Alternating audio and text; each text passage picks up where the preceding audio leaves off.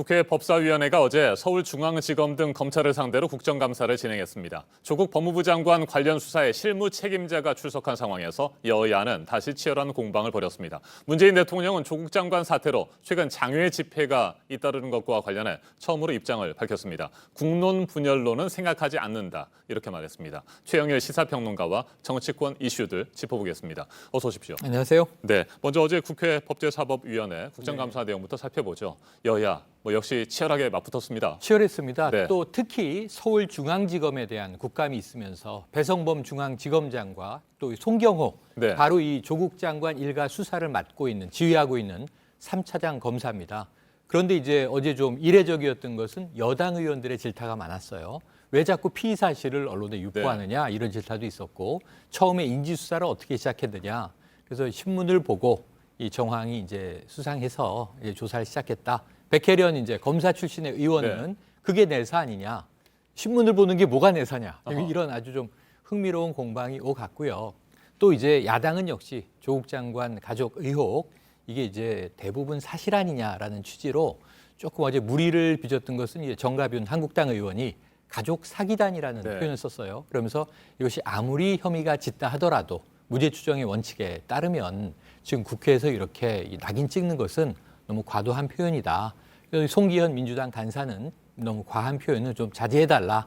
하지만 조국 장관에 대한 그런 야당의 입장도 일부 이해는 한다. 이런 표현을 써서 조금 어쨌든 품위 있는 국회가 되기는 또 쉽지 않은 상황으로 보여집니다. 네, 패스트트랙 충돌과 관련된 검찰 수사 이것도 어제 네. 중요한 이슈가 됐죠? 가장 좀 심각한 이 막말, 네. 망언이 나왔는데요. 여상규 이 법사위 위원장 아니겠습니까? 한국당 의원이신데 이 패스트트랙 수사에 올라 있어요. 이 김종민 민주당 의원이 지금 어쩌면 피고발인 신분이기 때문에 네. 그 질문은 해서는 안 된다. 왜냐하면 수사 외압이 될 수 있다. 왜 남부지검 가서 하셔야 될 말씀을 왜 국감장에서 하느냐 이런 질타를 하자 사실은 이게 웃기고 앉아있네 땡땡 같은 게라는 네. 좀 욕입니다. 욕설입니다. 이게 그냥 다 방송을 타버렸어요. 네. 마이크를 타고 이제 이 장면이 지금 SNS에서 많이 회자되고 있는데 직접 말씀은 못 드리지만 이미 많은 분들이 다 알고 있는 내용입니다. 이게 참 아까 품이라는 네. 저 표현을 제가 썼습니다만 정말로 이건 조금 이제 무례하다 못해 국회에선 도저히 나올 수가 없는 말이다. 속기록에서 삭제되긴 했습니다만 국민들은 뭐 대다수 다 알고 있는 상황이 돼버려서 그렇다면 여기에 대해서는 좀 서로 사과하고 앞으로 절대로 이런 이제 욕설이나 막말이 국회에서 난무하는 모습은 보이지 말아야 한다. 내년 4월 총선인데요. 이 부분에 있어서 20대 국회가 너무 막 가는 것 아닌가 하는 안타까움도 있습니다. 네, 도대체 언제까지 여야가 이렇게 대립하고 갈등하고 서로를 욕하면서 탓할지 모르겠습니다. 그렇습니다. 네, 답답한 마음이고요. 자, 이 같은 상황에서 어제 문희상 국회의장 그리고 네. 여야 5당 대표들의 모임인 초월회가 열렸잖아요. 네네. 그런데 이 자리에 민주당 이해찬 대표가 참석을 안 했습니다. 그게 완전체가 될 뻔했습니다. 네. 왜냐하면 그 동안은 주로 한국당의 이제 황교안 대표가 보이콧 과정에서 초월에 이제 불참이 많았는데 어제는 이 야당 대표 4명, 문희상 국회의장 완전체로 모였는데 이해찬 대표의 변은 이렇습니다. 민생을 저버리고 너무 이제 정쟁에 지금 몰입하고 있는 국회에 대해서 자신은 이런 자리 참석하지 않겠다라고 했는데 사실은 그럴수록 집권 여당의 대표가 더더욱 그 자리에서 다른 야당은 뭐 정쟁을 성토한다 하더라도 민생을 강조했더라면 조금 더 좋지 않았을까 하는 아쉬움은 분명히 남습니다. 네, 그런데 초월회 모임이 끝난 뒤에 정치협상회의라는 것을 신설하기로 의견이 모아졌다 이런 발표가 있었습니다. 맞습니다. 발표 네. 나왔고요. 또 문희상 의장이 불참은 했지만 이해찬 대표하고도 통화를 통해서 정치협상회의를 구성하는 데는 동의, 합의를 이끌어내서 여야 대표 모두의 동의를 구해서 문희상 의장이 과거의 초월에는 매월 첫째 월요일에 네. 한 번 정도는 여야 대표가 모여서 조금 국정을 숙고해보자 이런 취지였는데 사실은 이게 이제 덜컹덜컹 하지 않았습니까? 네.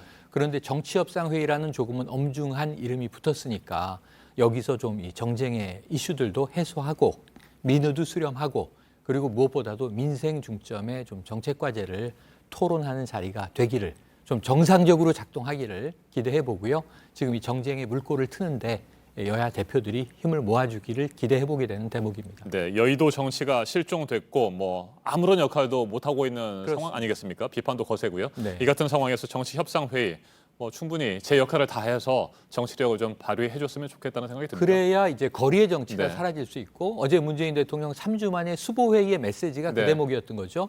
국론 분열은 아니라고 본다. 광화문과 이 서초동 집회로 지금 대변된 부분에서 대통령의 방점은 검찰 개혁에 있었습니다. 네.